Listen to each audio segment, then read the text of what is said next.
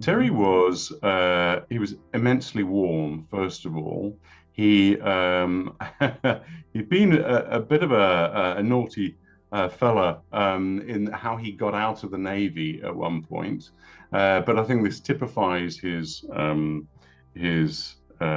attitudes to authority that was unnecessary or overblown. He had no time for people who thought too much of themselves. Yeah, he got out of the Navy by saying he was gay. That was rejected because his commanding officer said, if I got rid of all the gays in the Navy, there wouldn't be a Navy. So so he went over the side of the ship with a friend who also got chucked out and painted hammers and sickles on the side of the ship, and then he was booted out. So he was a determined man, and he was. The interesting thing was that he was very, very kind too. He was warm. Had no, as I said, he had no time for people who believed too much in themselves. And he had a group of people around him who were similar in many ways. And when I came into that group through Terry, it was really new to me. That degree of warmth, and I had only just come out on the scene. I'd been out since I was about 15 at school, but I'd never gone onto the scene. I was way too young, and I didn't know any other gay people. Yeah. So, or at least I thought I didn't, but nobody else was out. Let's put it that way. And yeah, so Terry was a breath of fresh air, and his kindness and the way he supported me and all his friends was remarkable.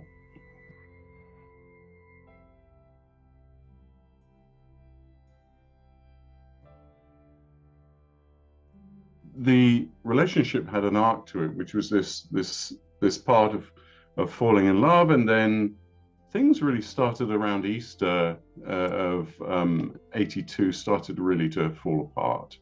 So that's when the dynamics in the relationship changed a lot, because he was very ill and became very ill very quickly.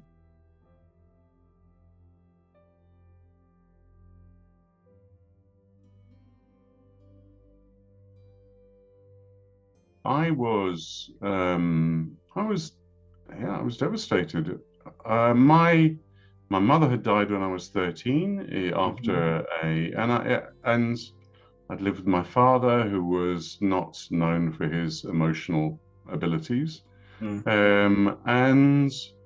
then Terry, Terry came into my life, if you will, and that was just wonderful. And then it was suddenly taken away. I could see that there was this disease coming because it started to be talked about. And I also realized what I had just lost. And my motivation was that I didn't want other people to have to go through this if they didn't have to. And unfortunately, many did have to go through that because we didn't have treatments. But all of our efforts made a difference, I think. And we realized that we were going to have to start something, to do something to help in whatever way we could. We had no idea what that was going to be at the beginning.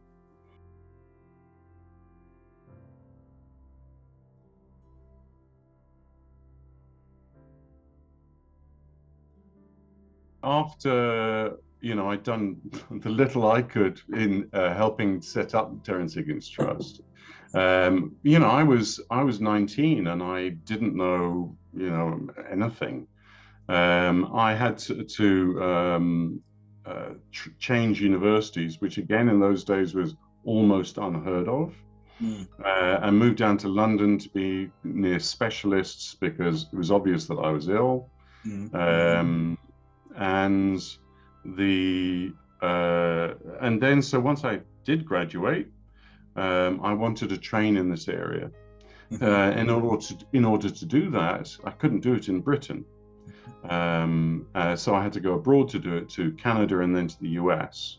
and I got full scholarships in Canada and the US, whereas here in Britain, I couldn't even get a place. Interesting thing, THT had right from the very beginning relied on American information about what was happening because they were so far ahead of us. And a lot of that came from New York and from Boston, which is where I ended up. Yeah. So I kept the connection with THT whilst I was in Boston. But then I was training as a clinician and a scientist in HIV science and medicine too. So after that, that took a few years.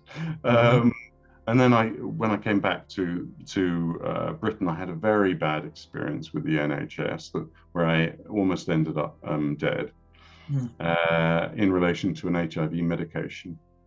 And so on that basis, I set up the Tuke Institute because there's so much for the NHS to learn. I was quite sick a couple of times, and then I was also working. I spent most of my time working in research, but I did also do some clinical work.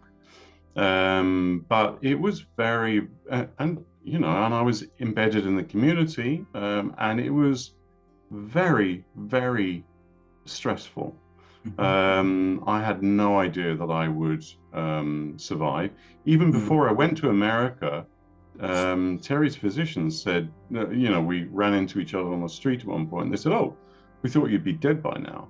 And that was my assumption too, for many, many years. Oh, okay, I've got another year. Oh, well, okay, maybe I've got another year. And it was only in around the late 90s that I realized, okay, I've got more than just a couple of years. And there are various reasons why I did survive this long, which are, I think maybe they'll go in the memoir.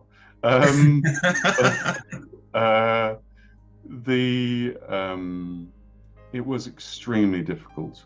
I dated again and had relationships. And I never had the same experience as I did with Terry, but I put in the back of a diary once, I named all my friends and boyfriends who had died, and after I'd got to 35 of them, I said, okay, I can't do this anymore. So that has had a very deep effect on me long term.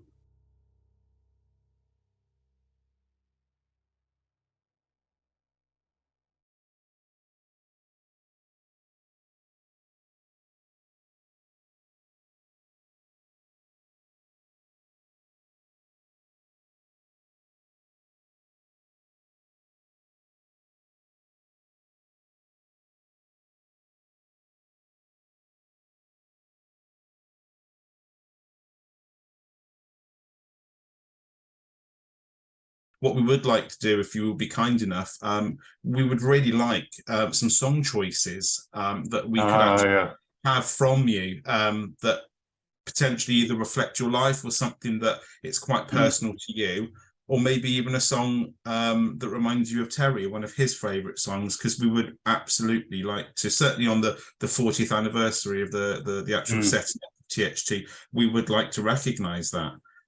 Do you have any particular songs in mind that we could at least acknowledge or recognise? Yeah, certainly. In fact, I was thinking about it this morning. They're from the era, and they do remind me very much of my time with Terry. They're both actually by Donna Summer. Okay. Yeah, the one is MacArthur Park, and the other one is Last Dance. There's another one called Bad Girls that I used to love too. It's a little bit camp and in its sensibility, but yeah, those there are plenty of others too. A lot of Patrick Cowley, etc. But the first two have particular meaning for me.